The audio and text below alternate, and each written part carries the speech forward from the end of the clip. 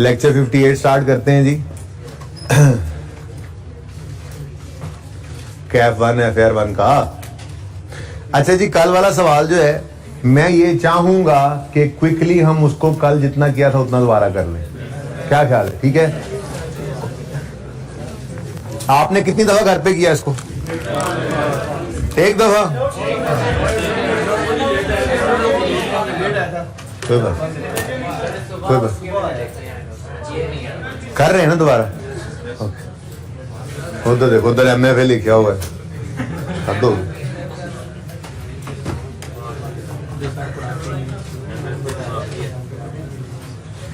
अच्छा जी, नहीं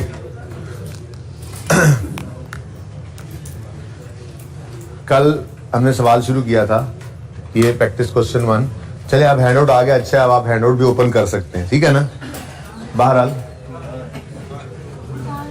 सुबह आया, बच्चे कह रहे हैं, मुझे क्या पता कहाँ आया। अच्छा जी, अब मामला है, कहानियां शहानियां तो अब नहीं पढ़ेंगे। मामला क्या हुआ था, 2001 से इंटरेस्ट एक्सपेंस बनाते आ रहे थे ये, लेकिन स्टैंडर्ड बदला, उसने कहा अब इंटरेस्ट को एक्सपेंस नहीं बनाना, इंटरेस्ट को एसेट कॉस्ट में ऐड करना है। और इन्होंने ये सोचा कि हम 2001 से इसको करेंगे, इस पॉलिसी को चेंज करेंगे। पॉलिसी का चेंज होता है वो फिर रिट्रोस्पेक्टिवली अप्लाई होता है, तो जिस दिन तक पॉसिबली वापस जा सके हम जाते हैं, ठीक है। तो फिर कल हमने सबसे पहले एक वर्किंग की थी, ठीक है। वर्किंग 1 हमारी क्या थी, हमने जर्नल एंट्रीज की थी, अगर आपको याद हो तो, ठीक है। ओरिजिनल रॉन्ग साइड पे मैंने लिख ली थी, वो ज़बानी भी हो सकती है पर्चे में, ऐसी आसान चीज़ हो ना तो ज़बानी कर लिया करो। जैसे interest expense debit cash credit करते रहे हैं, ये रॉन्ग है, होना चाहिए था प्लांट डेबिट कैश क्रेडिट। तो रेक्टिफाइंग एंट्री बनी प्लांट डेबिट इंटरेस्ट एक्सपेंस। तो 2000 पहले एंट्री कर लेते हैं, प्लांट डेबिट और इंटरेस्ट एक्सपेंस क्रेडिट कितने से था जी? 15 से। और उसके बाद अगले साल भी plant debit interest expense credit 17 से। और उसके बाद plant debit interest expense credit 9 से।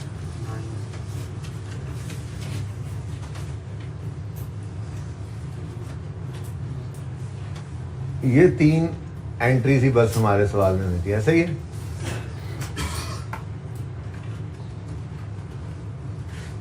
दो 2001, 2002, 2003। अच्छा, अब इसके ऊपर कोई डिस्कशन की जरूरत है तो बता दें। वैसे मैंने ये क्विकली लिख दिया, मुझे नहीं महसूस हो रहा था कि इसके ऊपर कोई डिस्कशन की जरूरत है। उसके बाद फिर हमने सबसे पहले क्या बनाया था, सबसे पहले income statement of comprehensive income के एक्सट्रैक्ट्स बनाए थे, ठीक है। मैंने कहा था यार नाम कंपनी एक्स अज्यूम कर लो, statement of comprehensive income for the, हाँ जी बिल्कुल एक्सट्रैक्ट्स ही होते हैं, ना भी लिखें तो नीचे पूरी ना बनी नहीं हो तो एक्सट्रैक्ट्स ही होते हैं वो, ठीक है। इनकम स्टेटमेंट एक्सट्रैक्ट्स हैं तो फॉर द ईयर एंडेड 31 दिसंबर 2003, जिस साल में हम खड़े हैं, ठीक है। और कंपैरेटिव उसने सवाल में लिखा हुआ था, साथ में बनाने हैं। इस टॉपिक में ना भी कहे तो हमने कंपैरेटिव्स बनाने होते हैं, ठीक है। तो 2003 और 2002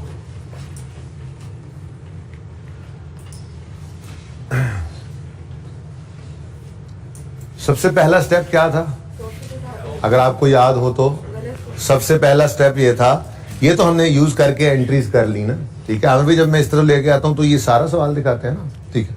ये तो यूज करके हमने रेक्टिफाइंग एंट्रीज कर ली, ठीक है। अब इनकम स्टेटमेंट जो वो बना चुके हैं ड्राफ्ट, उसमें भी मसला है। ये ड्राफ्ट फाइनेंशियल स्टेटमेंट जो बनाई 2003 की, इसमें भी मसला है। ये तो ड्राफ्ट है ना, ड्राफ्ट, इसमें मसला तो चलो सही कर लेंगे। ज्यादा बड़ा मसला क्या है, ये 2002 जो ऑडिटेड थी, ऑडिटेड, बल्कि मैं यूं लिखता हूं फाइनल होके यूजर के घर में अलमारी में पड़ी हुई थी, सरताज के पास, याद है वो जो कल बानो ने उठा के दी थी फाइनेंशियल स्टेटमेंट्स, तो वो ऑलरेडी यूजर के पास, शेयर होल्डर के पास पहुंच चुकी हुई हैं। इनको ऑडिटेड भी कहते हैं, ऑडिट होने के बाद ही फाइनेंशियल स्टेटमेंट्स जो हैं वो पब्लिश की जाती हैं, डायरेक्टर्स को तभी ऑथराइज करते हैं। लेकिन ये जो ड्राफ्ट है, ड्राफ्ट का मतलब होता है अभी रफ, अभी सब्जेक्ट टू चेंजेस है, अभी फाइनल नहीं है, इसको अनऑडिटेड भी कहते हैं। कभी ऐसे पेपर वगैरह में लिखा हुआ आ जाए तो पता होगा, कल भी बात की थी वैसे, ठीक है, अनऑडिटेड और ऑडिट। तो मसला क्या है? मसला ये है कि ये प्रॉफिट हम कैलकुलेट कर चुके हैं। मैंने कल ये बात की थी ना कि भाई एक तो इस सवाल, इस टॉपिक वैसे भी लॉजिकली नजर भी आ रहा है, फॉलोइंग ड्राफ्ट वर प्रोड्यूस्ड बिफोर एडजस्टमेंट, और नीचे लिखा हुआ है प्रॉफिट। आपको पता है प्रॉफिट कभी भी नहीं निकल सकता जब तक सारी इनकम्स एक्सपेंसेस ना रिकॉर्ड हो, और वो पुरानी पॉलिसी के हिसाब से 9,000 का एक्सपेंस रिकॉर्ड कर चुके, एक्सपेंसेस रिकॉर्ड हुए होंगे तो नेट प्रॉफिट निकला होगा, तो नजर आ रहा है ना, ठीक है।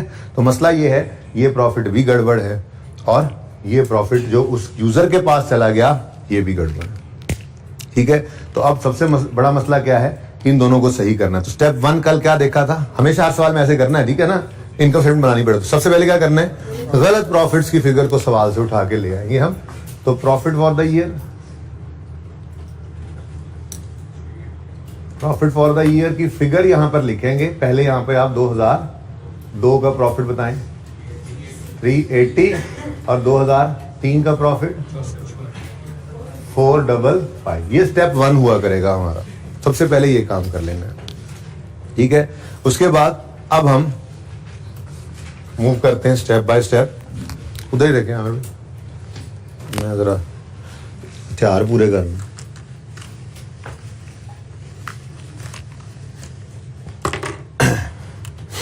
अच्छा जी, अब ये सवाल से डाटा आ गया। अब सवाल की तरफ जाने की जरूरत नहीं, क्योंकि हम करेक्टिंग एंट्री कर चुके हुए हैं, ठीक है ना। सवाल से गलत डाटा उठाया। अब ये देखो कि इस करेक्शन का इस डाटा में क्या असर पड़ रहा है। तो भाई प्लांट का असर तो इस पे, इनमें प्रॉफिट पे नहीं पड़ता, इनकम एक्सपेंस का ही पड़ता है ना। तो हमें क्या नजर आ रहा है? एक्सपेंस एक का कम हो गया, लेकिन एक हमारे पास है नहीं, छोड़ दिया इसको। 2 का एक्सपेंस 17 रुपए से कम हुआ। अब एक्सपेंस का कम होना प्रॉफिट को, करेक्शन ऑफ एरर, मेरा इसी के ऊपर जोर इसीलिए लगा हुआ, ठीक है ना। और आप देखेंगे IAS 8 के अंदर चेंज इन पॉलिसी होगी, चाहे प्रायर ईयर एरर की करेक्शन होगी। अल्टीमेटली अगर एक्सपेंस इनकम होगी तो उससे हिट तो प्रॉफिट को ही करना होता है ना। तो आपको बहुत हेल्प मिलेगी करेक्शन ऑफ एरर की उन 6 क्लासेस से। वो टाइम लगाना भी बेसिकली इसी के ऊपर टाइम लगाना था, ठीक है ना। अच्छा, बहरहाल एक्सपेंस का कम होना प्रॉफिट को बढ़ा देगा। 2002 का प्रॉफिट 17 रुपए से बढ़ गया। ये एडजस्टमेंट आई, मैं ब्लू से कर रहा हूँ, एडजस्टमेंट ब्लू से किया करूंगा, पता लगे आपको याद रहे, ब्लैक से डाटा सवाल से उठाया हुआ, ठीक है। नेक्स्ट 2003 के अंदर एक्सपेंस 9 रुपए से क्रेडिट मतलब कम हुआ। एक्सपेंस का कम होना प्रॉफिट को कम करेगा, बढ़ा देगा। मुझे लगा शायद किसी ने कहा कम करेगा। ओके, बस 2 ही है, पानी भी, बस 2 ही एडजस्टमेंट्स हैं और कोई तीसरी एडजस्टमेंट नहीं थी। तो बताओ ये सही वाला प्रॉफिट 397 और 464। अब मसला क्या है? ये प्रॉफिट क्योंकि सरताज के पास जो फाइनेंशियल स्टेटमेंट्स पड़ी हैं उनमें 380 का प्रॉफिट डिस्क्लोज हुआ था जब पिछले साल उसको भेजी थी। अब पिछले साल का प्रॉफिट जो उसको भेजा था उस वक्त 380 था। इस साल वही 2002 के अंदर हम 397 लिख देंगे तो तलवार निकालना तो उसकी बनती है ना, ठीक है। इसलिए उसको लिख के बताओ ताकि बानो उसको बता सके कि ऊपर रीस्टेटेड लिखा हुआ है सरताज, टेंशन ना ले, कोई गड़बड़ हुई है, नोट बना होगा, आज तो नोट भी देखेंगे आप। तो ये क्या है? रीस्टेटेड। ओके, 2002 क्या है? रीस्टेटेड। और 2003 भी रीस्टेटेड है। रीस्टेट तब कहते हैं जब ये भेज दिया होता उसको, ये तो हमारे पास ही पड़ा है, पहली बार ही जाना है तो सही करके ही भेजो ना भाई, सही करके भेज दिया। ये अनऑडिटेड था, ये भी उसके पास से नहीं गया था। ये 455 हमने कैलकुलेट कर रखा था, माना हमने कैलकुलेट कर रखा था, लेकिन इसमें गलती थी ना, सही कर दिया। उसके पास तो पहली बार जा रहा है 464, इसलिए इसके ऊपर रीस्टेटेड लिखने की जरूरत नहीं है। बड़ी इंपॉर्टेंट बात है, ठीक है। ओके, तो समझ आ गया आसानी से, कर्टेसी सरताज एंड बानो, है ना। अच्छा जी, ओके, यहां तक को मसला नहीं। नेक्स्ट स्टेप में हमने क्या बनाया था, स्टेटमेंट ऑफ चेंजेस इन, तो company x SOCIE saucy for the year ended, वो सौकी है, ये सॉसी है। अच्छा, और कोई मतलब अब बीच में से निकालेंगे ये लोग। फॉर द ईयर एंडेड 31 दिसंबर 2003,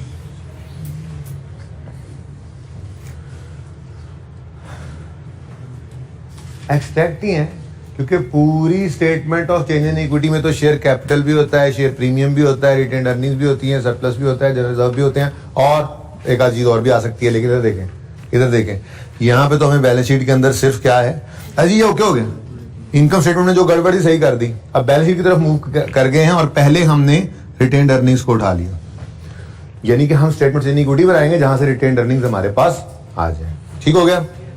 तो रिटेन्ड अर्निंग्स में 2001, 2002 और 2003 का बैलेंस पड़ा हुआ है। आसानी हो जाया करे अगर आप यूं लिख लिया करें 31 दिसंबर, ठीक है ना, इस तरह लिख लिया करें। जब पर्चा आए ना आपके पास 31 दिसंबर, बात समझ रहे। तो 31 दिसंबर के ये बैलेंसेस हैं। अच्छा, अब वैसे उसूल क्या सिखाया था आपको परसों की क्लास में, मैंने यूं कहा था आपको कि आपने 2 साल की अगर statement of change in equity बनानी है, 2 साल की statement of change in equity बनानी है, तो क्या करो, ओपनिंग बैलेंस लिखो, फिर क्लोजिंग लिखो, और फिर क्लोजिंग लिखो। ऐसे सिखाया था। लेकिन याद नहीं ना करना उस बात को फिलहाल, वो तो सिर्फ IAS 8 के लिए है, और वो भी तब है जब 2002 और 2003 की हम चेंज इन इक्विटी बना रहे हैं, और कोई गलती ऐसी हो जाती है जो 2001 की है, 2000 की है, यानी कि 2002 से भी पहले की है, तो फिर हमें ये ओपनिंग 2 दफा लिखना पड़ता है। ठीक है ना। तो अब तरीका ये रखा करेंगे हम पर्चे के लिए आपको बता दूं, हम क्योंकि सवाल पढ़ते हुए मिस भी हो जाता है कभी कभी, डाटा नहीं। अब पर्चे में आप कैसे बनाया करेंगे, जब IAS 8 आ जाएगा, सिर्फ स्टेटमेंट चेंज इक्विटी मांगे, अच्छा मांगेगा सिर्फ statement change equity, term test में देख लेना आज, ठीक है। एक सिर्फ स्टेटमेंट चेंज इक्विटी का सवाल होगा और एक IAS 8 का होगा। मिसाल दे रहा हूं, ठीक है, कि स्टेटमेंट ऑफ चेंज इक्विटी सिर्फ मांगेगा, लेकिन उसमें एरर पड़ा होगा, तो जब एरर पड़ा होगा तो फिर स्टेटमेंट ऑफ चेंज इक्विटी वैसे बनेगी जैसे कल मैंने आपको बनाना सिखाई थी, या आज रिवाइज करा रहा हूं, ठीक है ना। अच्छा, अब IAS 8 यानी कोई पॉलिसी का चेंज आ गया है, प्रायर ईयर एरर आ गया है, कोई ऐसा मसला आ गया है, तो आपने हमेशा स्टेटमेंट ऑफ चेंज इक्विटी बनाते हुए ना पहली 2 लाइनें एहतियातन खाली छोड़ देनी। यार कुछ नहीं आएगा, इधर तो खाली पड़ी रहेंगी, कोई मसला नहीं है, आगे भी लाइनें छोड़ी होती हैं सोल्यूशन के अंदर, कोई मसला तो नहीं है ना। 2 लाइनें खाली छोड़ के आपने लिखा करना है हमेशा ओपनिंग। इसको क्या ठंड लग जाती है?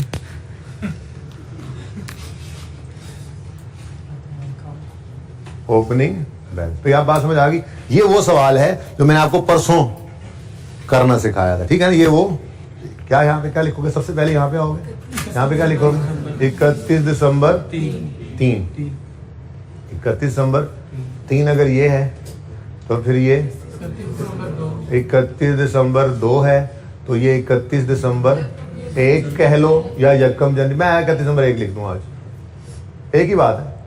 यकम जनवरी 2 भी कह सकते हैं इसको, एक ही बात है, ठीक है। अच्छा, अब इधर आसानी से पता लग रहा है ना, 1 2 3, ये 2 वाला साल और ये 3 वाला साल, तो 2 वाले साल का प्रॉफिट 2 की रिटेन्ड अर्निंग में जाएगा, क्या ख्याल है, और 3 का प्रॉफिट, यानी अगर मैं यूं लिखूं प्रॉफिट फॉर द ईयर, तो यहां पे कौन सा आएगा, 2002 का, ठीक है। और फिर प्रॉफिट फॉर द ईयर अगर 2003 हो तो वो इधर आ जाएगा। तो ये स्टेटमेंट ऑफ चेंज इक्विटी मैंने आपको बनाना सिखाई हुई है। हाँ, वो अलग बात है, इसमें राइट इशू भी आ सकता है, इसमें डिविडेंड भी आ सकता है, सारा IAS 8 अप्लाई कर ले तो वो तो इतना सही है जो मैंने आज बताना है आपको। बाकी राइट इशू, डिविडेंड, कैश वाला, बोनस वाला पढ़ा हुआ है कि नहीं पढ़ा हुआ? ऐसे ही जरा थोड़ी सी नकल करा रहा हूं। अच्छा ओके, तो ये स्टेटमेंट ऑफ इक्विटी वो है जो हमने अभी तक बनाना सीखी हुई थी, ठीक है। अब मसला ये है कि 2003 की गलती जो है वो 2003 के प्रॉफिट में हमने सही कर ली। 2003 का प्रॉफिट 464 सही आ गया, वो बोलो। तो यहाँ पे हमने 464 लिख दिया, सही प्रॉफिट, ठीक है। 2003 की गलती का मामला तो हो गया सही। हाँ, एसेट की गलती है, बैलेंस शीट में एसेट आएगा, वहां सही कर लेंगे। 2002 की गलती को 2002 के प्रॉफिट में हमने सही कर लिया, बोलो। 2002 का प्रॉफिट 397 सही हो गया, हो गया। तो यहां पर जो 2002 का प्रॉफिट आया 397 ये सही है, ठीक हो गया। लेकिन मसला क्या है? मसला यह है कि एक गोल दायरा लगना अभी रह गया है, 15 बगैर गोल दायरे के फिर जा रहे हैं। 3 की गलतियों को 3 में सही किया। ये कल वाली बात दोबारा रिवाइज हो रही है। ये समझो कि मैंने एक सवाल पे 2 दिन लगाने हैं। ये पहला सवाल जो है ना, ये 2 दिन लगाने हैं। क्यों लगाने हैं? जहां कहीं सवाल कराऊंगा ना, फिर मैं कहूंगा प्रैक्टिस क्वेश्चन 1 याद है, उसमें ये किया था, वहां पे ये इसलिए किया था, यहाँ पे ये इसलिए कर रहे हैं, इसलिए इस पे 2 दिन लग रहे हैं, ठीक है ना। तसल्ली से, सुकून से, कोई जल्दी नहीं है। ये बेस बन रही है, बुनियाद। ओके, अच्छा। 2002 की गलती, 2003 की गलती 2003 के प्रॉफिट में सही की। अगर मैंने ये ना बनाया होता, प्रॉफिट लॉस अकाउंट ना बनाया होता, तो मैं ये गलती यूं सही करता ना। 380 था, 17, सॉरी, ओहो इधर किधर आ गया, ये वाला, ये 455 था, सवाल से उठाता और 9 ऐड करके मैं कहता जी ये सही हो गया। या अगर ये काम ना करते तो बना बनाया मिल गया ना आज मुझे, ठीक है। तो मैं अगर डायरेक्ट करता तो मैं क्या कहता, ये जी 380 था और 17 ऐड होकर 397 हो गया। तो अब मैं यूं कह रहा हूं, असल में ये करना नहीं है ऐसे। जब ये बन जाए तो फिर ये नहीं करना। अगर ये ना बनाया, सवाल पे रिक्वायर्ड ना हो, तो पागलों की तरह ये बनाने नहीं बैठ जाना, फिर डायरेक्ट भी कर सकते हैं, ठीक है। लेकिन मैं ये समझाने के लिए जरा लिख रहा था। देखो, 3 की गलती को 3 के प्रॉफिट में सही किया, 2 की गलती को 2 के प्रॉफिट में सही किया। उससे पहले वाली गलतियां क्या गलतियां नहीं है? मैं कह रहा हूं गलती, हालांकि ये चेंज इन पॉलिसी है, पर समझाने के लिए कह रहा हूं, ठीक है ना। समझाने के लिए कह रहा हूं ना। यूं समझ लो कि पॉलिसी चेंज हुई है तो वो फिर पुराना जो काम करते हो गलत हो गया ना, तो उसको सही कर रहे हैं, ठीक है ना। तो गलती आसानी के लिए बोल रहा हूं। ये कहना प्रायरी एरर है, आप तो कह रहे थे चेंज इन पॉलिसी, तो प्रायरी एरर कह रहे हैं आप। प्रायरी एरर नहीं है, चेंज इन पॉलिसी, तो ये चेंज है। लेकिन अगर आपको समझाने के लिए मैं यूं कह रहा हूं गलती, ओके, और सही है। तो 3 की गलती को 3 में सही किया, बोलो। तो गूंगो बोलो। 2 की गलती को 2 में सही किया। इससे पहले वाली गलतियां क्या गलतियां नहीं हैं? तो फिर उनको कहां सही करेंगे? वो जितने मर्जी साल की हों, उसको हम ओपनिंग में सही करें। और एक बात याद रखना, इनकम या एक्सपेंस के जो भी असरात होते हैं, अगर हम बैलेंस शीट में उसको डालना चाहें तो वो रिटेन्ड अर्निंग्स को हिट कर रहे होते हैं, और ठीक है ना। तो रिटेन्ड अर्निंग्स ओपनिंग को हम भी इफेक्ट डाल देंगे। जो 2002 से पहले की, चाहे वो 10 साल की हैं, 20 साल की हैं, 50 साल की गलतियां हैं, वो जितनी गलतियां हैं वो सब की सब इस ओपनिंग बैलेंस को, जो ओपनिंग बैलेंस सवाल में दिया ना 120, उसके अंदर एडजस्टमेंट कर देंगे। ये बात क्लियर है? अब आखिरी बार सुन लो, बोर हो रहे हैं, कुछ बच्चे जुआइयां भी आ रही कुछ पढ़ानों को, ठीक है। 3 की गलतियों को 3 में सही करेंगे, 2 की गलतियों को 2 में सही करेंगे, और उससे पहले की जितनी भी सालों की गलतियां होंगी वो ओपनिंग में सही करेंगे। अब हमने सवाल करते हुए देख लिया कि हम 3 में खड़े हैं, तो हमने चेंज इन इक्विटी बनानी है 3 की और 2 की। जिगर हमने चेंज इन इक्विटी बनानी है 3 की और 2 की, और गलती 1 में भी है, तो इसका मतलब 3 की गलती 3 में सही, 2 की गलती 2 में सही, और उससे पहली गलतियां ओपनिंग में सही करनी पड़ेगी। तो फिर ओपनिंग हमारे लिए 2 बार लिखना जरूरी है, मजबूरी है। जरूरी है, मजबूरी है। 31 दिसंबर 2001 या 2002 जो भी आपने लिखा हुआ है। अब ये फिगर सवाल से उठाकर लाते हैं 120, ठीक है जी।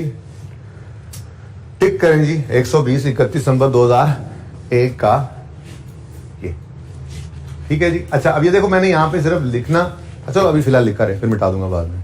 अच्छा, अब ये 120 प्रॉफिट्स है ना, प्रॉफिट्स, क्योंकि मैंने कहा था ये सिर्फ स्टेटमेंट ऑफ इक्विटी का रिटेन्ड अर्निंग्स कॉलम है, क्योंकि हमें गिवन ही यही था, तो इसीलिए तो एक्सट्रैक्ट्स लिखा हुआ है, ठीक है। तो only retained earnings column, okay. अच्छा, अब ये प्रॉफिट्स ही है ना, अर्निंग्स प्रॉफिट्स, ठीक है। अब हम गए 2001 के पास, हमने देखा कि गलती क्या है भाई। दो एंट्रीज हो सकती हैं, 2 एंट्रीज होंगी तो क्या होगा, एक्सपेंस दोनों में बढ़ भी सकता है, दोनों में कम भी हो सकता है, तो प्लस माइनस के साथ मैनेज कर सकते हैं आप पेपर वगैरह में आ जाए तो, ठीक है ना। अच्छा जी, एक्सपेंस 15 से कम हो रहा है, एक्सपेंस का कम होना प्रॉफिट को बढ़ाएगा, तो प्रॉफिट्स ही पड़े हैं ये 15 रुपए से, हमने ये प्रॉफिट को ऐड कर दिया। और यहां पे क्या लिखा हमने, प्रायर ईयर एडजस्टमेंट। जिंदगी आसान कर लो, बस एक ही लफ्ज याद रख लो, प्रायर ईयर। अब ये लिखने की जरूरत है, मैं कभी लिखूं change, effect of change in accounting policy, कभी लिखूं effect of correction of prior year error, उससे बेहतर नहीं है prior year adjustment. Prior year adjustment error की करेक्शन की भी हो सकती है, प्रायर ईयर एडजस्टमेंट जो है वो चेंज इन पॉलिसी के इम्पैक्ट को सही करने के लिए भी हो सकती है। तो जिंदगी आसान कर लें, यहाँ पे क्या लिख लें, प्रायर ईयर एडजस्टमेंट। अच्छा अब जरा देखना प्लीज एक मिनट सारे बच्चे तवज्जो से। मिसाल के तौर पे 3 एंट्री हुई पड़ी होती है वहां पे, मिसाल के तौर एक एंट्री के अंदर एक्सपेंस 25 से बढ़ रहा है, एक्सपेंस का बढ़ना प्रॉफिट को कम करता है, हम -25 कर देते हैं। फिर हम कहते हैं जी एक और जो है वो एंट्री होती है, उसके अंदर एक एक्सपेंस जो है वो 20 से कम हो रहा होता है, एक्सपेंस का कम होना प्रॉफिट को बढ़ा देता, ठीक है, मिसाल के तौर पे, ठीक है। और ऐसे ही करते कराते ये टोटल 15 नेट में ऐसे आ जाता कि 20 और आ जाता, ठीक है, मिसाल के तौर पर। तो ये 3 मिलकर पॉजिटिव प्लस 15 लिख देते। अगर ये तीनों का प्लस माइनस देखते नेगेटिव आ रहा था तो यहाँ पे नेगेटिव लिख लेते, वो अल्टीमेटली क्या होता है, एक्सपेंस का कम होना। लेकिन अभी तो बेसिक सवाल है ना, इसलिए ये सब कुछ कोई नहीं हो रहा, एक ही एडजस्टमेंट थी, चुप करके लिख दी। एक्सपेंस अगर कम हो रहा है तो प्रॉफिट बढ़ रहा है, ऐड कर दिया। एक्सपेंस अगर बढ़ रहा होता तो प्रॉफिट कम हो रहा था, यहाँ पे माइनस कर देते, सिंपल। एक से ज्यादा एडजस्टमेंट होती तो प्लस माइनस करके जो नेट करने से आंसर आता, अगर नेट में प्लस आता तो बढ़ा लेते, नेट में माइनस आता तो माइनस कर लेते, ठीक है। तो जैसे ही हमने ये 15 के एडजस्टमेंट करके ना 135 लिखा तो तलवार निकल चुकी है सरताज की। आपको क्या लिखना पड़ेगा, आपको फौरन रीस्टेटेड लिखना पड़ेगा, कूल डाउन, ठीक है जी। तो $135, ठीक है जी, सही हो गया। अब अगर आखिरी बार सुन लो ताकि मैं फिर ये मिटा दूं। 3 की गलतियां 3 के प्रॉफिट में सही की, ये 3 का प्रॉफिट फॉर द ईयर 3। 2 की गलतियां 2 के प्रॉफिट में सही की, उससे पहले 1 की गलती 2000 की 99, 98, 97, 96 जितने भी मर्जी साल की गलतियां हो वो कहां सही होंगी, प्रायर ईयर एडजस्टमेंट ओपनिंग के नीचे लिख देंगे। तो ओपनिंग 2 दफा लिखना पड़ेगा हमें, ठीक है। लेकिन हमने ये एडजस्टमेंट्स यहाँ करनी नहीं थी क्योंकि हमने अपनी इनकम स्टेटमेंट के अंदर इसको सही कर लिया था, तो सही वाला प्रॉफिट ही उठा के हमने यहाँ पर लिखा, हमने गलत वाला प्रॉफिट लिखा ही नहीं। लेकिन मसला ये है कि इस 397 के साथ हमें लिखना पड़ेगा कि ये पिछले साल की निस्बत बदल गया हुआ है, ठीक है। और क्लोजिंग 532 और ये 532 भी रीस्टेटेड। देख लो, बेशक देख लो, इधर देखो, ये ऑडिटेड, ये 2000 लिखा ऊपर हुआ था, ये ऑडिटेड था, ऐसे ही चली गई थी ना फाइनेंशियल स्टेटमेंट्स, ऑडिटेड ऑडिटेड, और ये ड्राफ्ट है या अनऑडिटेड है। तो ये ऑडिटेड तो पहुंच चुकी हुई है उसके पास, तो ये 120 भी उसके पास पहुंच चुकी हुई थी। अब जब हम 31 दिसंबर 1 वाली रिटेन अर्निंग्स को 135 कह रहे हैं, कहने की जरूरत कर रहे हैं ना अगर हम, तो साथ रीस्टेटेड भी लिख रहे हैं और अभी नोट बनाएंगे इसका, ठीक है। और सही है, समझ गए बात। ऐसे ही 397 उसके पास जा चुका था 380, जब हमने इसको छेड़ने की जरूरत की तो साथ हमें लिखना पड़ा बवांगे दाहल, ये रीस्टेटेड है बवांगे दाहल, ठीक है। उसके बाद इन दोनों का टोटल किया तो 532 आया। 31 दिसंबर 2002 की रिटेन अर्निंग्स हमारी 532 आई, जबकि उसके पास फाइनेंशियल स्टेटमेंट्स गई हैं उसमें 500 हैं, तो फिर लिखना पड़ा कि ये क्या है, रीस्टेटेड। लेकिन 2004 की रिटेन अर्निंग्स, जो 2004 के प्रॉफिट जिंदगी में पहली बार उसने देखने हैं, तो इसके साथ रीस्टेटेड लिखने की जरूरत नहीं है, हमारी गलती सही करके हम भेजेंगे, ठीक है। 996 क्या कह रहा है, हैं? आप वाला वर्ड यूज कर रहे हो, सही नहीं बता बबांगे। अच्छा लो भाई,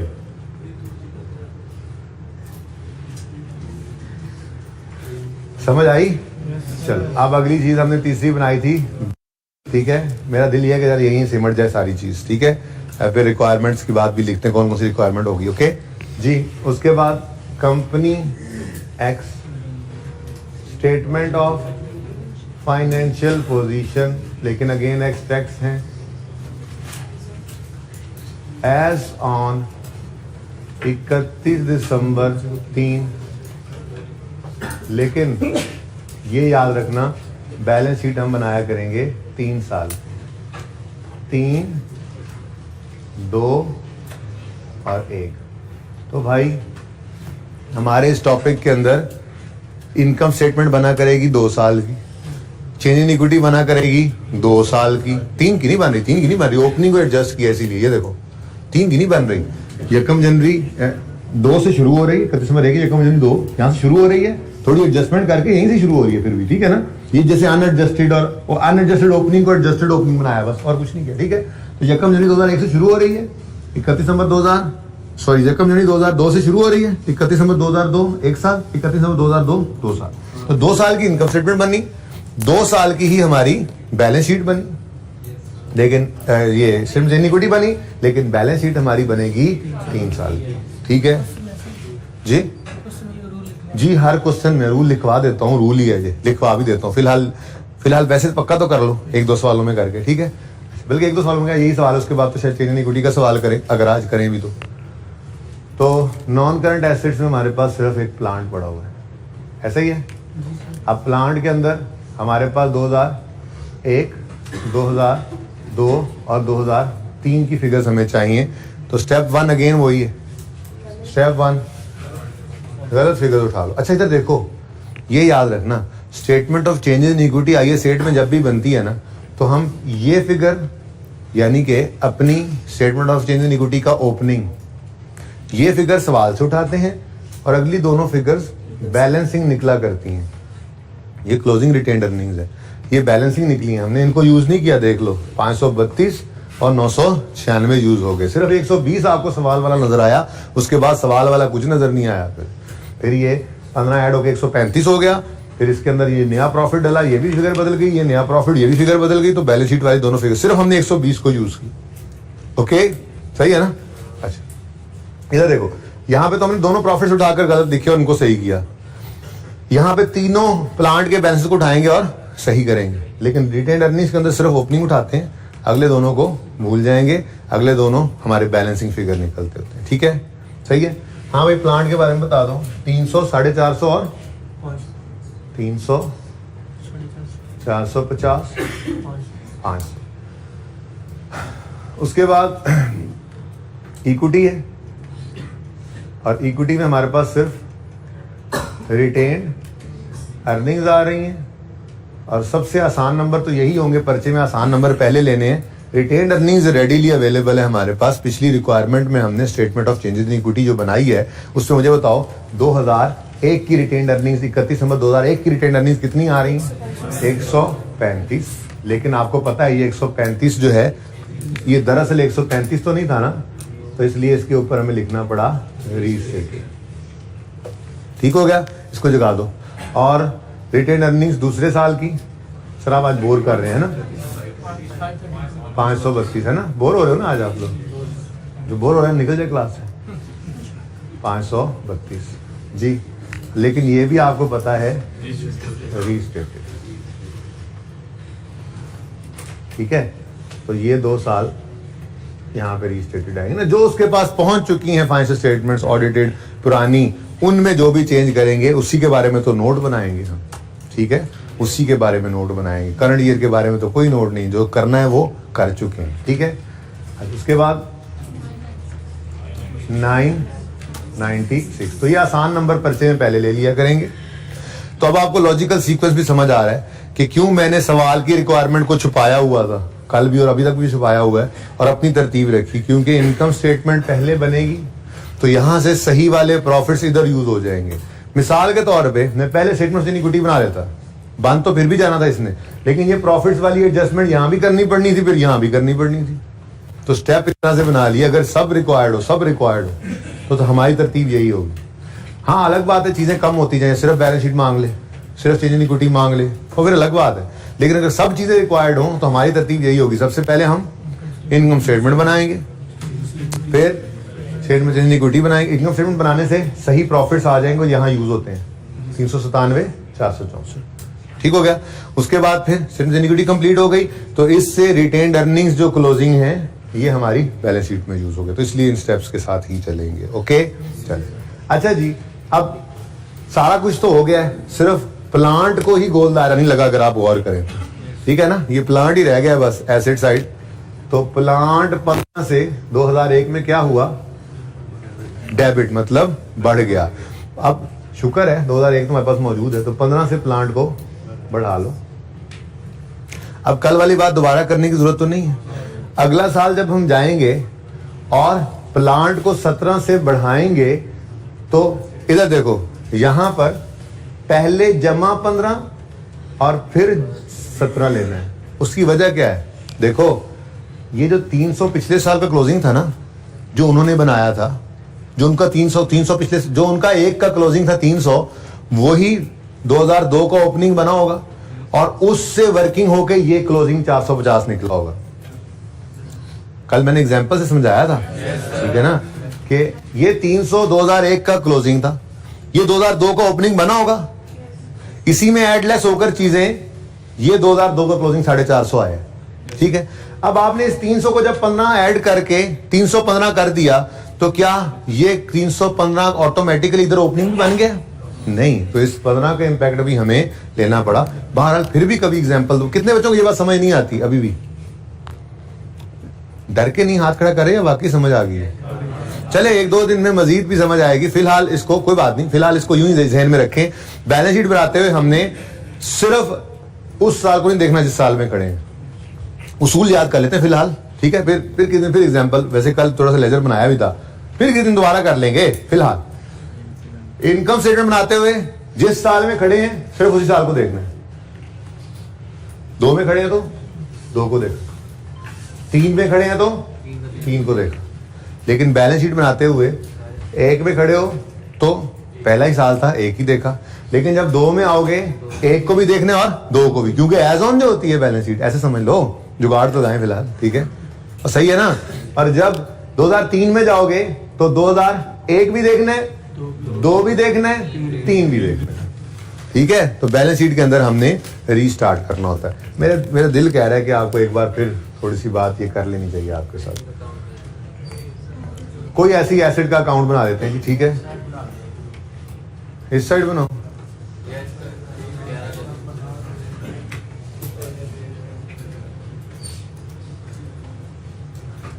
ओके जी। ब्रॉड डाउन मिसाल के तौर पे 2001 के अंदर था 0, ऐसे ही भाई ना करो ना यार बातें। एडिशन 300 का हुआ, क्लोजिंग आ गया 300।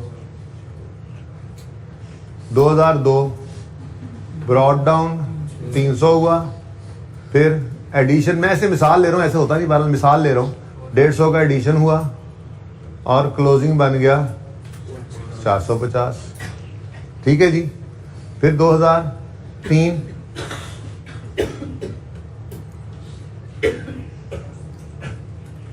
ब्रॉड डाउन 450 और फिर एडिशन हुआ 50 का और क्लोजिंग आ गया 500। ये कहानी असल में हो चुकी है, ये उन्होंने ऑलरेडी बनाया हुआ है, तभी तो ये 300 क्लोजिंग, 450 को क्लोजिंग और 500 क्लोजिंग, इधर देखो ये बैलेंस शीट में आपको नजर आ रहे हैं, 300, 450, 500, ऐसे ही बना होगा ना, ऐसे ही अज्यूम डाटा है, ठीक है ना। अच्छा, अब हमें पता चला कि ये जो 300 है इसमें 15 ऐड नहीं किया गया इंटरेस्ट का, मतलब बोरिंग कॉस्ट थी, एसिड कॉस्ट में ऐड नहीं की, एक्सपेंस आउट कर दी। हो गलती होगी, सही कर लेते हैं, कोई मसला नहीं, सही कर लेते हैं।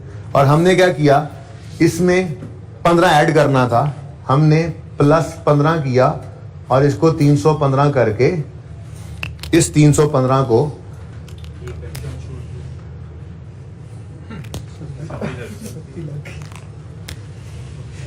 इस 315 को इधर लिख लिया। देखो भाई, देखो जरा सर ध्यान से, ठीक है। जिनको समझ नहीं आए, जिनको आ रही थी वो भी देख ले, कोई मसला नहीं। दोबारा समझ आ जाए तो गुनाह थोड़ी है, ठीक है। समझी बात, दोबारा समझ आ जाए गुनाह मिलता है। 315 लिख दिया यहाँ पे, सही कर लिया। अच्छा, अब मुझे बताओ अगले साल अगर मैं सिर्फ क्लोजिंग सही करूं और मुझे बताया जाए कि नहीं जी अगले साल में ना 17 ऐड नहीं हुआ था, तो ये कितना बनता है वैसे बताओ? हाँ 467। चलो थोड़ी देर के लिए मैं लिख रहा हूँ 467। अब जरा समझना इधर, क्या आपके ख्याल में ये क्लोजिंग सही है? अच्छा, क्या आपके ख्याल में ये क्लोजिंग सही है?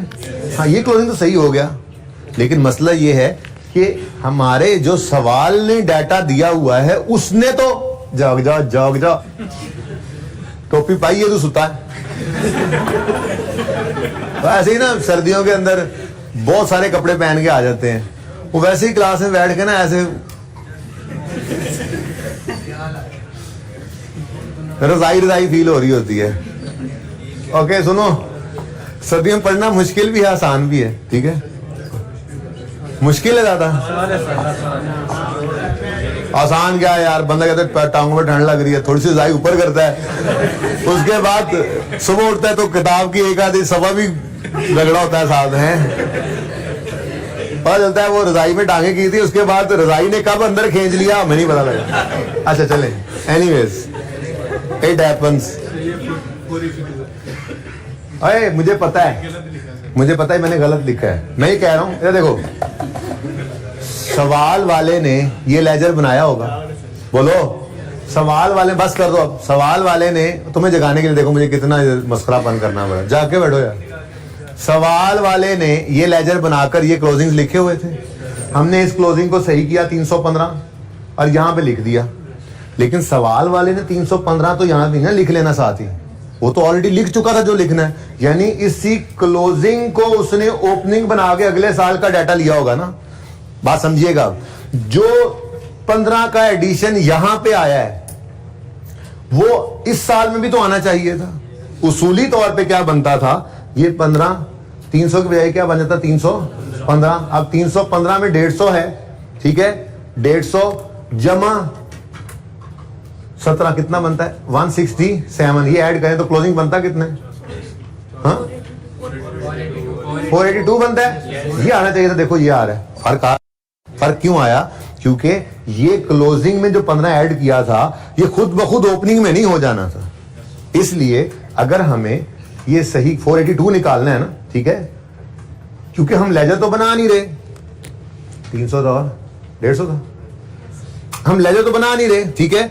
ये 315 में 15 ऐड करके सही कर लिया था, 450 में 17 ऐड करके इस साल की गलती तो इसमें सही हो गई, पिछले वाला कौन सही करेगा? ये भी तो इसमें ऐड होना चाहिए, तो तब जाके ये बनेगा 482। बात समझ गए हो? इसलिए बैलेंस शीट के अंदर एज ऑन बैलेंस है, जो इधर गलती हमने ऐड की है, सही किया है, वो खुद ब खुद तो आगे नहीं चला गया, हमारे अकाउंट्स बनाने वाले ने इस 300 वाले क्लोजिंग को अगले साल को ओपनिंग बनाया होगा और उससे सारा डाटा किया होगा। जब इस 300 के अंदर 15 की कमी है तो ये कमी तो अगले साल में भी है, ये कमी तो उससे अगले साल में भी है, फिर अगर हम ऐड ना करें तो। अब बात समझ आ गई सबको? इसलिए बैलेंस शीट बनाते हुए एक में खड़े हैं तो एक ही है, दो में खड़े हैं तो पहले एक को देखें फिर दो को, तीन में खड़े हैं तो पहले एक फिर दो फिर तीन। प्रॉफिट एंड लॉस में जिस साल में खड़े हैं सिर्फ उसी साल को देख रहे हैं, दो में खड़े हैं तो सिर्फ दो को देखा, तीन में फिर एक को नहीं देखा, ठीक है, तीन में खड़े हुए तो सिर्फ तीन को देखा, फिर दो और एक को नहीं देखा। Balance sheet is different. Balance sheet में एक में खड़े हो तो था ही एक, उससे पहले कुछ डाटा नहीं था ना, ठीक है। दो में आए तो दो को भी देखा एक को भी, तीन में आए तीन को भी देखा, दो को भी देखना है और एक को भी देखना, ठीक है, सही है। तो ये 467 सही नहीं है जी, बोले 482 ठीक है। जगह ना बना लें यार, नोट भी इसके नीचे ही बना लेते हैं।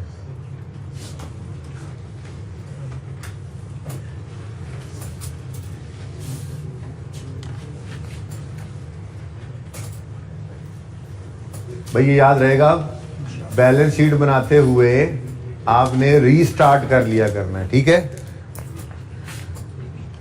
जहां से सवाल का डाटा वो एंट्री शुरू हुई है ना, रीस्टार्ट कर लेनी है दोबारा, ठीक है ना। देखो एक के अंदर 15 ही था, 2 में आए, रीस्टार्ट किया, पहले 15 फिर 17 इस साल वाला, 3 में आए फिर रीस्टार्ट किया 2001 से, 2001 2002 2003, ठीक है। याद रहेगा ये, चलो शुक्र है। कह रहे हो आप, क्या ही रहे हो।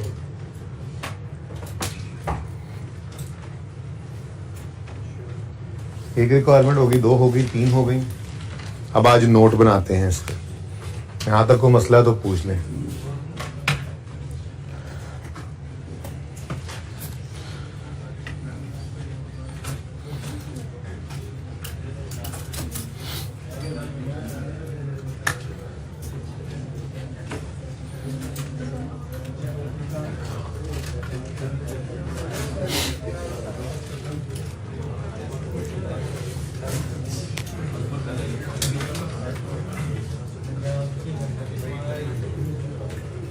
लो जी, notes to the financial statement. PP का जैसे नोट बनता था फॉर द ईयर एंडेड। भाई बातें मत करें प्लीज। नोट पे कोई नंबर लगा लें, कोई नंबर बोले।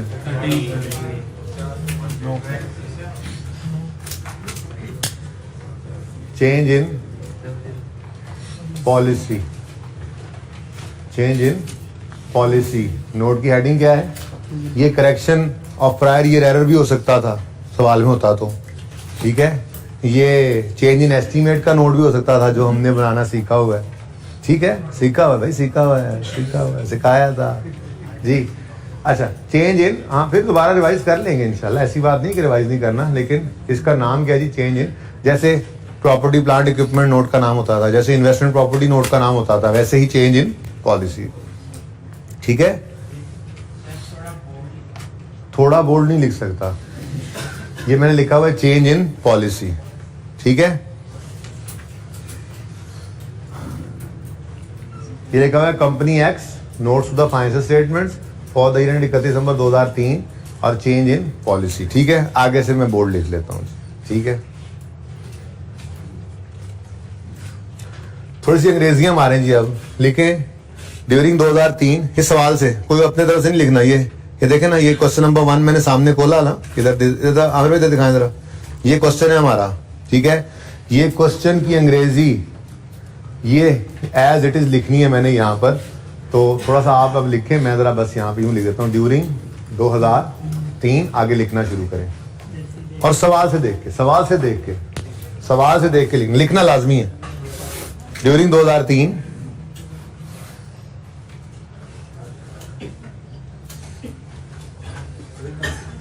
A revised IFRS on borrowing cost was published। देखो एज इट इज लिखा मैंने, लिखें आप, लिखें, आज पहला दिन है तो लिखना है थोड़ा सा, बस आगे शॉर्ट कर लेते हैं, पर पता लगे आपको कि बिल्कुल एज इट इज नकल भी करके लिखा जा सकता है पर्चे में, ठीक है ना। तो ड्यूरिंग 2003 A revised, ये अंग्रेजी पहली 2-3 लाइनों में लिखना, इसके नंबर होते हैं, ठीक है। ये मिटा दूं, ये तो समझ आ गया ना।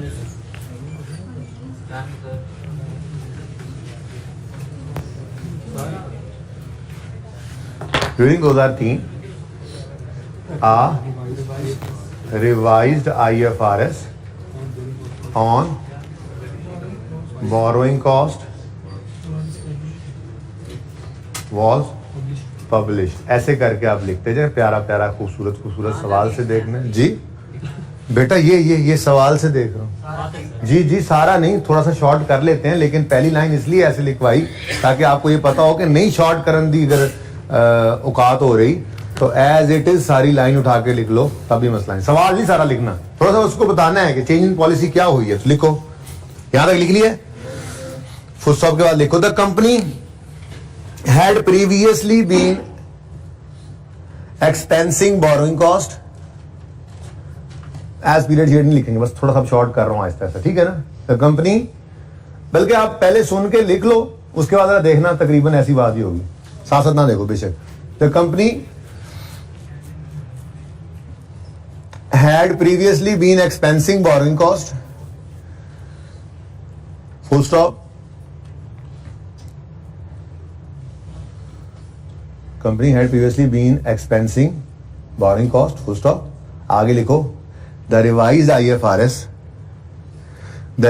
IFRS required that all borrowing cost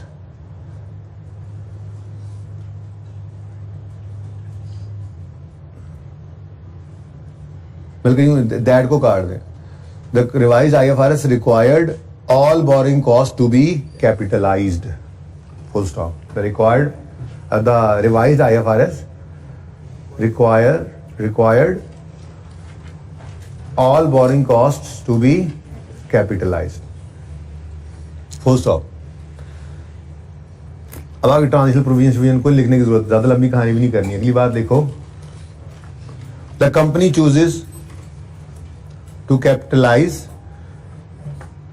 borrowing cost from earliest date possible. The company chooses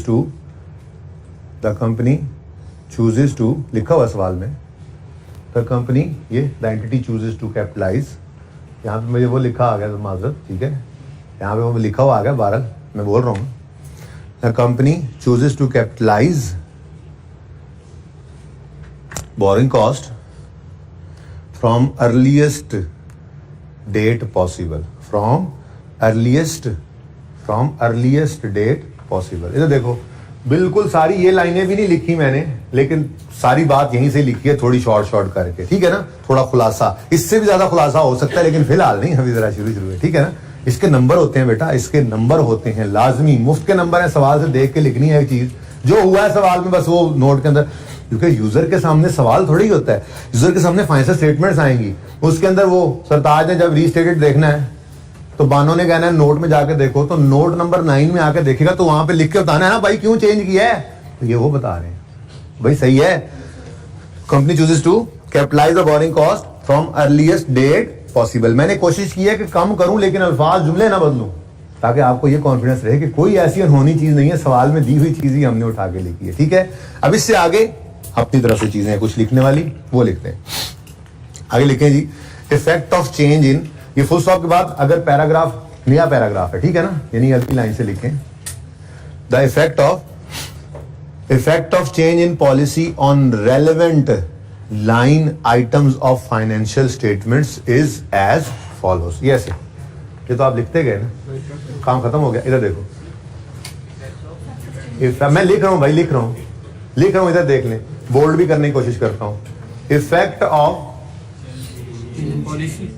change in policy on relevant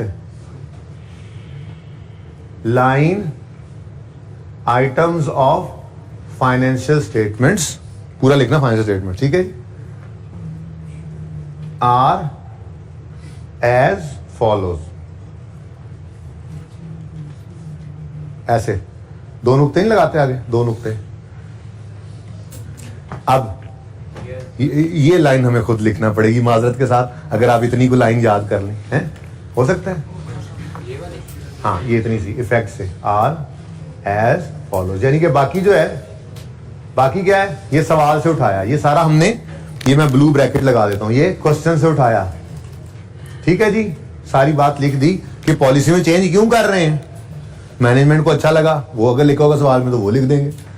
अब स्टैंडर्ड बदल गया तो लंबी कहानी लिखनी पड़ेगी, स्टैंडर्ड बदल गया तो वो लिख देंगे, सवाल में गिवन होगी बात, ठीक है। ये लाइन आपको खुद माजरत के साथ खुद लिखनी पड़ेगी, क्या, इफेक्ट ऑफ, नहीं भाई नहीं, ये नोट नहीं बनाना आपने टेस्ट में, क्या हो गया, नोट नहीं बनाना आपने, पर्चे में नोट नहीं बनाना, ये नोट मैं आज बनवा रहा हूं, ये टेस्ट में नहीं है, जो कल तक पढ़ाया था वो तो हो सकता है ना, हाँ ठीक है, तो थोड़ा सा उसको एडवांस वर्जन तो कर ही देते होते हैं जी। Effect of change in policy on relevant line items of financial statements are as follows, ठीक है। इसके भाई इसका जो नोट का टेस्ट है इंशाल्लाह कमिंग डेज में, नेक्स्ट वीक के अंदर नोट, 2 नोट बनवाऊंगा, 3 बनवाऊंगा, वो इसके नोट बाद में बनाएंगे। आप ही इसका नोट, ये थोड़ा ही था कि आज पहली बार ये नोट देख रहे हैं आप टेस्ट में हो, ऐसा नहीं, ठीक है। हाँ करवाया हुआ काम एडवांस वर्जन पे जाए उसका तो मुझे राइट है ना, ठीक है। अच्छा, effect of change in policy on relevant line items are, बहुत आसान बात है, मुश्किल कुछ नहीं है। मुझे ये बताओ फाइनेंशियल स्टेटमेंट्स में कौन कौन सी चीजें हैं? इनकम स्टेटमेंट है, बैलेंस शीट है। मैं इसको गिन नहीं रहा क्योंकि इसमें जो है रिटेन्ड अर्निंग्स वो भी तो इधर आ ही रहा है। वो बोलो, रिटेन्ड अर्निंग्स भी तो इधर ही आ रहा है ना। तो स्टेटमेंट ऑफ चेंज इक्विटी के अंदर शेयर कैपिटल तो वो भी यहाँ आ जाता है, शेयर प्रीमियम तो वो भी इधर आ जाता है, रिटेन्ड अर्निंग भी इधर आ रहा है। इसलिए मैं सिर्फ इन दो की बात करता हूं। मुझे ये बताओ इनकम स्टेटमेंट के कौन से आइटम्स को इफेक्ट किया इस एडजस्टमेंट ने, इस पॉलिसी चेंज ने? प्रॉफिट को, ये लाइन आइटम है। आगे बढ़ो, पूरी बात ही बता दो। बैलेंस शीट के कौन से आइटम्स को, आपको सर कहें कौन कौन से आइटम्स को? एक नहीं है, दो हैं। प्लांट को भी छेड़ दिया है इसने और रिटेन्ड अर्निंग्स को भी छेड़ दिया इसने। तो भाई बहुत मुश्किल काम। देखना यहां पे पहली हेडिंग, आइटम्स अफेक्टिंग ना, साथ साथ लिखो स्टेटमेंट ऑफ कंप्रीहेंसिव इनकम और items affecting statement of financial position. बस आपने पूरे नाम लिखने। हाँ जी, इनकम स्टेटमेंट कितने साल की बनाते आ रहे हो? 2 की। कौन कौन सी? 3 और 2, 3, 2, 1 तो है ही नहीं। और बैलेंस शीट 3, 2, 1। अच्छा, अब बहुत आसान काम है, बिल्कुल सादा सी बात है, बिल्कुल सादा सी बात है। एसओसीआई के अंदर कौन सी फिगर हिट हुई है? अच्छा, आपने ना यहां पे कोई टेंशन नहीं लेनी, साइन शाइन नहीं लगाने, सादा बात, इंक्रीज या डिक्रीज लिखना है। ठीक है। अब पहला सवाल है तो सिर्फ इंक्रीज ही है दोनों साल में, डिक्रीज नहीं है। अगर जब कभी आएगा कि सवाल कर लें पहले, उसके बाद फिर ये मैं मिटा के दोबारा भी नोट बनाना चाहूंगा। टाइम खुला है, मैंने नया सवाल कोई नहीं कराना आज। ठीक है। आप ये जो मैं काम करने लगा ना, ये मैं दोबारा करूंगा, कोई नोट ना करे। ठीक है। सबसे पहले क्या लिखा हमने? चेंज पॉलिसी, थोड़ी अंग्रेजी मारी, क्या हुआ है। उसके बाद effect of change in policy on relevant line items of financial statements are as follows. और एसओसीआई के अंदर क्या चीज को इफेक्ट हो रहा है? प्रॉफिट को, प्रॉफिट। ठीक है, सही है। और एसओएफपी के अंदर क्या चीज चेंज हो रही है? प्लांट और रिटेन्ड अर्निंग्स।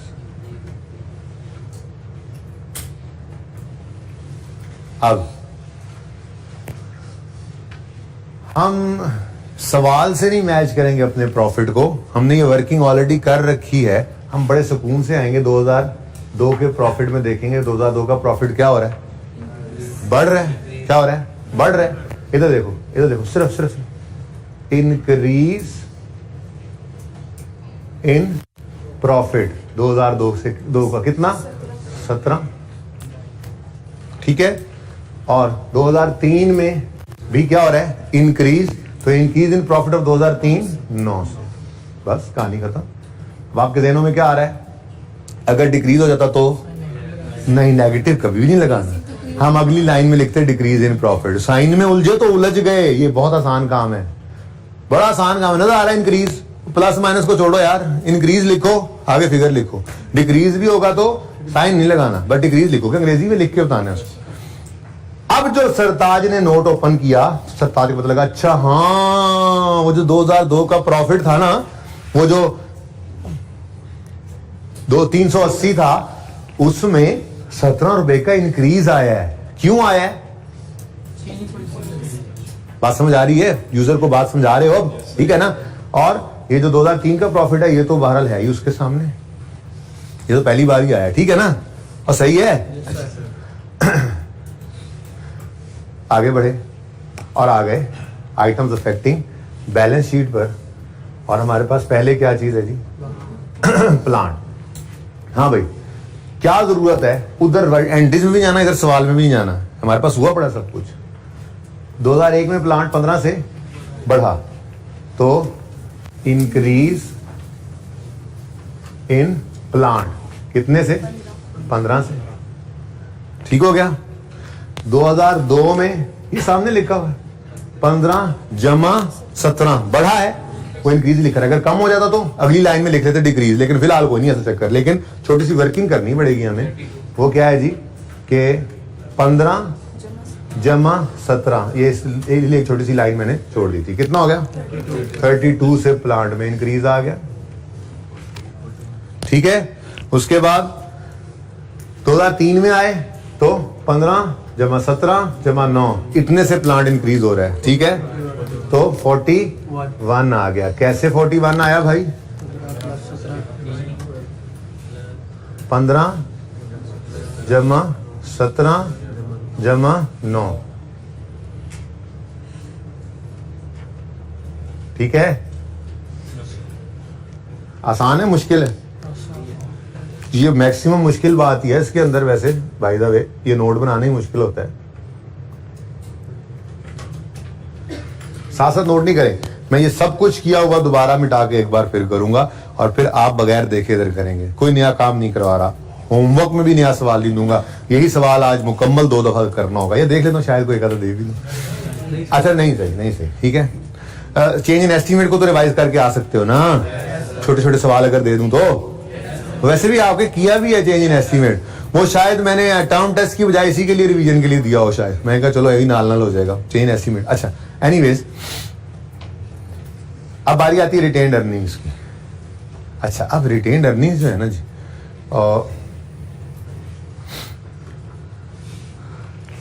उनके लिए वैसे तो सिंपल तरीका क्या है? अगर पहले दिन की बात करें तो सिंपल तरीका ये है, पहले दिन की बात करें तो हम सवाल में आएंगे और सवाल अपने में आके हम देखेंगे रिटेन्ड अर्निंग्स कितनी है। तो रिटेन्ड अर्निंग्स 2001 में थी 120। ठीक है,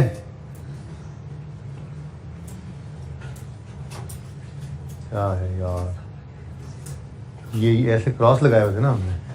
अच्छा, फिलहाल इसको जरा गायब करता हूं मैं जी। 2001 के अंदर रिटेन्ड अर्निंग कितनी थी? 120 थी। हमने जब सारा कुछ किया चेंज इन पॉलिसी वाला, 2001 की रिटेन्ड अर्निंग कितनी हो गई? तो मतलब कितने से बढ़ गई? ये बज़ाहिर नजर आ रहा है 15। ठीक है ना, तो यहां से क्या, यहां पे क्या बनता है? रिटेन्ड अर्निंग्स में इंक्रीज आ गया 15 से। ठीक है, लेकिन ये ऐसे निकाला नहीं करेंगे, एक मुश्किल तरीका है, लेकिन मुश्किल है पहली दफा सिर्फ समझने के लिए। उसके बाद इतना आसान है कि मुश्किल से मुश्किल केस में आपको बचाया जाया करेगा। बहरहाल फिलहाल जबानी चल रहे हैं, देखते हैं जरा। आज तो सब कुछ अवेलेबल है ना, आज तो कर सकते हैं काम। पहले ऐसे करेंगे जैसे बिल्कुल बेस से समझ आए, फिर उसके बाद थोड़ा स्टेप आगे बढ़ेंगे जी। 500 रिटेन्ड अर्निंग्स हुआ करती थी जब पिछले साल की बात। अब कितने हो गई हैं? 532। तो कितने से बढ़ गई? 32 से बढ़ गई। इत्तेफाक है, सेम आ रहा है, इत्तेफाक है। एडजस्टमेंट जो एक है, अगर 2 एडजस्टमेंट हो ना, इम्पैक्ट डिफरेंट हो, तो फिर ये फिगर भी बदल जाती है। इसलिए आपने सीखना है फिलहाल। ओके, तीसरे साल में 955, 996, कितना हो गया? 40। तो ये ऐसे डिफरेंस भी हम देख सकते हैं सवाल में जो गिवन है और जो हमने कैलकुलेट की हैं उनके अंदर क्या फर्क है। बड़ी सादा सी बात है, लेकिन हम ऐसे नहीं किया करेंगे। हम यूज किया करेंगे अपने बचपन वाला knowledge, asset is equal to capital plus liabilities. याद है? अब आपको पता है इसको इक्विटी प्लस लायबिलिटी अगर मैं कर दूं तो एसेट इक्वल होते हैं इक्विटी प्लस लायबिलिटी। अब आपको पता है कि इक्विटी के अंदर ही शेयर कैपिटल भी है, शेयर प्रीमियम भी है, रिटेन्ड अर्निंग्स भी हैं, जनरल रिजर्व्स भी हैं, वगैरह वगैरह। तो अगर मैंने सिर्फ रिटेन्ड अर्निंग्स को देखना है, सवाल के अंदर गिवन भी वही है, तो मैं यहाँ पे रिटेन्ड अर्निंग्स ही समझ लेता हूँ ना इक्विटी। ठीक है, अब जरा देखना ये शॉर्टकट क्या है। 2001 की बात कर रहा हूँ मैं। हमने देखना है 2001 में एसेट कितने से बढ़ा? 15 से, तो प्लस 15। ठीक है, अच्छा देखो हम यूं कर लेते हैं ना, इक्विटी बराबर होती है एसेट्स माइनस लायबिलिटीज। ठीक है, और इक्विटी का मतलब हमारे पास इस वक्त रिटेन्ड अर्निंग्स हुआ करेगा। ठीक है, अब मैं रिटेन्ड अर्निंग को देखना चाह रहा हूं कि उस पर क्या इंपैक्ट पड़ा। ऊपर 10 चीजें भी आ सकती हैं, 11वीं ये हो तो 10 चीज का इफेक्ट कैसे लेंगे ये देख रहे हैं, ठीक है ना। हमने देखना है जी हमारी एडजस्टमेंट के अंदर एसेट बढ़ रहा है कम हो रहा है। 15 से एसेट बढ़ गया, लायबिलिटी कितने से बढ़ी या कम हुई, कुछ नहीं है। तो इसका मतलब 15 से इक्विटी यानी रिटेन्ड अर्निंग में आया है इंक्रीज। हमने हमेशा ऐसे किया करना। क्यों कह रहा हूं मैं, क्यों कह रहा हूं, जबानी भी तो निकल आया था और भाई आगे जाके जबानी नहीं भी निकल सकता। आगे जाके आपको ये 2 साल की रिटेन्ड अर्निंग ना दी हो तो ठीक है ना। तो सवालों के अंदर जरूरी तो नहीं है कि सारा डाटा ऐसे ही हो जो प्रैक्टिस क्वेश्चन 1 के अंदर, ये तो सब कुछ चीजें खोल खोल के बयान की गई हैं इसके अंदर ताकि आपकी बुनियाद बेस सही हो जाए, ठीक है ना। लेकिन जरूरी तो नहीं है सारा डाटा गिवन हो, इसलिए हमारे पास तरीका होना चाहिए। वो तरीका क्या है, वो तरीका इधर देखें। हम आपने देख लिया था फिगर्स क्या आती, ठीक है ना। अब हम जरा कोई बात नहीं, नीचे जाओ भाई, सर नीचे कर लो, जरा सर नीचे कर लो भाई, थोड़े से शर्म से सर झुका लो आप लोग जी। बोना जो स्टार्ट है इंक्रीज नहीं, पता नहीं, रिटेन अर्निंग्स की बात होने लगी है। अब इधर देखें, उसूल उसूल उसूल ऐसे लिख लिया करेंगे। एसेट्स इक्वल होते हैं, सॉरी वो सही वाली, इक्विटी इक्वल होती है एसेट्स माइनस लायबिलिटी के, ये इस तरह लिख लिया करेंगे। अब ऐसे करना है हमने, एसेट्स ऊपर देखना है, जितनी भी एडजस्टमेंट्स हो, कोई एसेट होगा कोई लायबिलिटी होगा, ये इसकी तैयारी करा रहा हूं। फिलहाल तो सिर्फ एसेट है, ठीक है। एसेट 15 से क्या हो रहा है प्लस 15, लायबिलिटी सवाल में है ही कोई नहीं। मिसाल के तौर पे लायबिलिटी होती और वो भी बढ़ रही होती और 20 से बढ़ रही होती तो 5 से रिटेन्ड अर्निंग्स में कमी आ जाती है। तो ठीक है, और मेरे दोस्त सोने वाले ओ टोपी मैन जी, तो भाई रिटेन्ड अर्निंग्स या इक्विटी कह लो 15 से क्या हो गई इंक्रीज। तो 15 से रिटेन्ड अर्निंग में क्या आ गया इंक्रीज, तो इंक्रीज इन रिटेन्ड अर्निंग्स, ठीक है जी। अब ये तरीका है, ठीक है। आगे बढ़ते हैं, आगे आए हम अगले साल में, हमने ऐसे लिखा जी इक्विटी बराबर होती है asset plus liability, okay sorry. अब एसेट ऊपर देखा, जितनी भी एडजस्टमेंट देखा 32 से इंक्रीज है प्लांट में, यानी एसेट 32 से बढ़ गया, लायबिलिटी तो है कोई नहीं, तो इक्विटी भी 32 से, ये रिटेन्ड अर्निंग्स 32 से बढ़ गई। तो हम हमने लिखा पहले इंक्रीज इन 32। और समझ आ रही है, ऐसे ही अगला साल है, बार बार ये लिख रहे हैं ताकि बातें याद हो जाएं। एसेट में इंक्रीज है 40 प्लस 41 माइनस 0, तो इक्विटी में इंक्रीज कितना है जी प्लस 41, तो इंक्रीज होगी रिटेन्ड 41 से, ठीक है। ये है हमारा नोट। अब जरा सब चुप करके 1 मिनट सब्र करें और दोबारा देखेंगे इस नोट को, ठीक है। सर नीचे कर ले, नहीं तो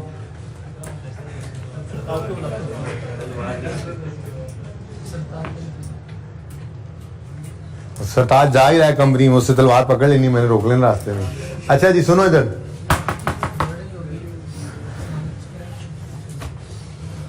अच्छा अब ये एज फॉलोज भी मिटा रहा हूं, इसको ऊपर ले थोड़ा, ठीक है ना, और सही है।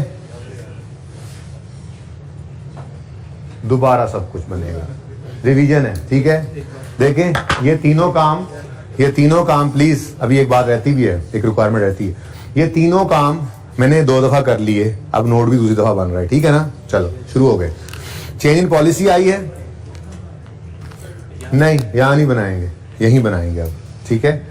चेंज इन पॉलिसी आई है, ठीक है। यार तुम जरा नीचे होकर क्यों बैठते यार, जरा ऐसे मैं बताता हूँ तुम्हें बैठने नहीं आता, ठीक। और हाँ हाँ और नहीं भाई थोड़ा सा नीचे, बस ऐसे थोड़ा सा, जैसे मैंने आपको कहा थोड़ा सा नीचे हो सके तो बोले, ठीक है। आप उधर हो जाओ यार, सारी ये जगह छोड़ दो, हो जाओ उधर। आइंदा आप दोनों में से कोई इधर बैठा ना फिर देखना, अब्दुल्ला को बिठाया करो इधर, साथ अपने साथ को और भी ढूंढो स्मार्ट गाय, ओके। अच्छा जी, only smart guys are allowed here.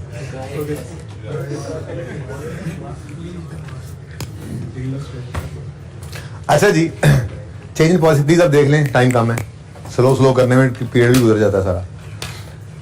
हाँ लेक्चर चेंज इन पॉलिसी का नोट अंग्रेजी बना दी कि ये हुआ है। फिर हमने कहा effect of change in policy relevant line items of financial statements are as follows, लाजमी लिखना, लिख लिया ठीक है।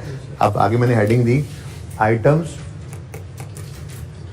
अफेक्टिंग SOCI 2003 और 2002। फिर इसमें सिर्फ क्या है जी, प्रॉफिट हिट हो रहा है। बहरहाल आप 2-3 लाइनें छोड़कर अगली हेडिंग बनाएंगे, ठीक है ना। फिर आइटम्स अफेक्टिंग SOFP। देखो ना यहां पे भी अगर एक से ज्यादा चीजें इंपैक्ट डाल देते तो हम नीचे वर्किंग करके प्लस माइनस कर लेते, ठीक है। यहां पे हमारे पास प्लांट भी है और रिटेन्ड अर्निंग्स। बस ये 3 आइटम्स हैं हमारे सवाल के अंदर जो इंपैक्ट पड़ रहा है जिन पे, ठीक है। सबसे पहले हमने प्रॉफिट को देखा, प्रॉफिट लॉस में जाकर 2 का प्रॉफिट 17 से प्लस हो रहा है, बढ़ रहा है तो increase in profit for the year 2002 कितना 17 से। 18 का ये 3 का प्रॉफिट 9 से बढ़ रहा है तो इंक्रीज इन प्रॉफिट ऑफ 2003 9 से। कोई मसला है यहां तक? नेक्स्ट इनकम स्टेटमेंट भुगत गई, इसको छोड़ो क्योंकि ये तो यहां पे ही आ रहा है। अब इधर आए बैलेंस शीट में, बैलेंस शीट के अंदर 2001 में प्लांट 15 से बढ़ गया तो हमने यहां पर लिखा इंक्रीज, ये इंक्रीज लिखने की कोशिश की थी मैंने। इंक्रीज इन प्लांट 2002 में कितना इंक्रीज आया 15 एक में, अच्छा एक है ही नहीं, अच्छा एक है। अब और यहाँ नहीं रीस्टेटेड रूस्टेटेड लिखते रहना, ये नोट ही रीस्टेटमेंट का है तो यहाँ भी लिखा रहता है। चलो नहीं लेकिन नहीं सही है, सही कह रहे हो, ये याद करवाना है आपको नोट के अंदर। खैर बहरहाल फिलहाल तो पहले जिंदगी का सवाल है, जब इसमें कोई चेंज आएगी तब देखेंगे ना। फिलहाल तो हमें यही नजर आ रहा है इनकम स्टेटमेंट 2 साल की बनाते हैं, बैलेंस शीट 3 साल की बनाते हैं, चेंज इन इक्विटी भी 2 साल की बनाते हैं। नोट के अंदर इनकम स्टेटमेंट 2 साल की है, नोट के अंदर बैलेंस शीट है तो वो 3 साल की। अभी तक तो ऐसे ही चल रहा है, ठीक है ना। फिर कोई दिन आएगा हम इसको गायब कर देंगे, लेकिन फिलहाल नहीं। पॉलिसी के अंदर ऐसे ही होना है, एरर के नोट के अंदर शायद हम ऐसा ना करें कि इस साल को भी प्रेजेंट कर रहे हो, ठीक है। ऐसी तरह आपका जहन बनाया। इंक्रीज इन प्लांट कितने से जी 17 से 15 से, ठीक हो गया जी 15 से। 2002 के अंदर आए तो 15 जमा 17 कितने से इंक्रीज हो रहा है प्लांट। अच्छा हो सकता था इस साल के अंदर डिक्रीज हो रहा होता तो नेट करके देखते इंक्रीज या डिक्रीज जो भी है वो लिख देते, और ठीक है ना, इस तरह से ब्रैकेट में जी कितना 32 और 2003 में 41 से इंक्रीज हो रहा है। कैसे पता चला आपको 15 जमा 17 जमा 9, ठीक है डन। उसके बाद जी बारी आती है रिटेन्ड अर्निंग्स की, और उसके लिए आपको क्या उसूल बता दिया मैंने। उसूल ये है कि हमने यहां पर छोटी सी वर्किंग किया करनी है। Equity is equal to capital लिख लें, परेशान हो रहे हैं, इक्विटी से कैपिटल इज इक्वल टू, वो तो याद है ना, कैपिटल इज